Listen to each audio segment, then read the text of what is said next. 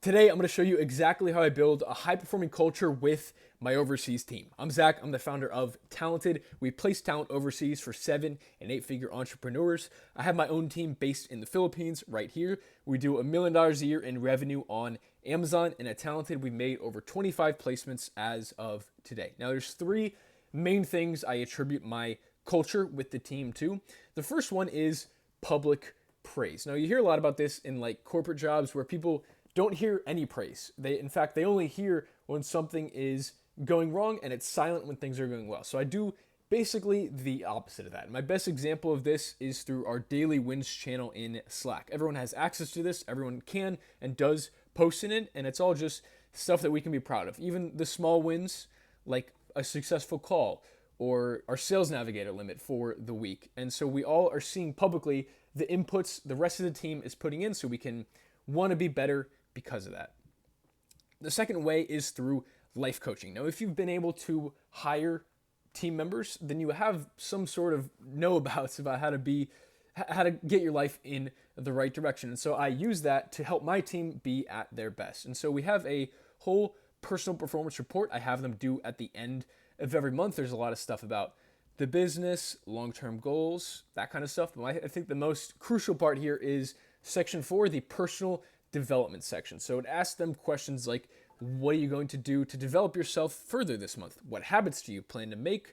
What habits do you plan to break? And so I get these detailed answers from my team as to what they're trying to focus on in their life. And so I want to provide the resources I can for them to be better as a human in their daily lives, not just at work. And sure enough, there is an ROI in terms of their actual work because they feel like I do actually care about them as a person, not just getting the job done. And so it pays off.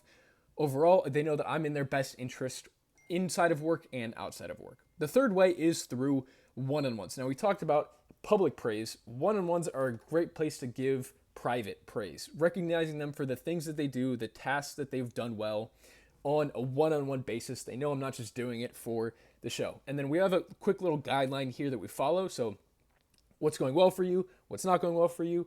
What is your plan for this week? Where could we improve as a team? What are you most excited for in the near future? And what would you do differently if you were me? Now, some people as leaders or as managers, I would say, are scared of asking these kind of questions. They don't want to get too personal. But I find when I get to know my team members, suddenly they start caring more about the business and more about me because it's like we get along. We're good friends at this point. The one-on-ones I do weekly or bi-weekly, depends on the team member, depends what I think is needed. So those are the top 3 ways that I build my high-performing culture. Now, I asked the same question to my team because who knows better than them? And here is what they said. Mina, our newest team member, said that I'm not a helicopter leader, so I give space to do their work, respecting autonomy, but still focusing on the outcomes, trusting the team, so hiring for trust and capability, and accountability. The trust and freedom we're given, but we have room to think, not only ideas outside of the box. Then Danielle said, creating a space where working with the team feels like working with family, so very similar to what I said. Yeah, we also have weekly game nights, birthday gifts, getting someone a cake, gifts every work anniversary, that kind of stuff. Building enough trust and confidence in your own team to allow them to think for themselves. That's a big one, and I think that also has to do with the kind of people you hire in the first place.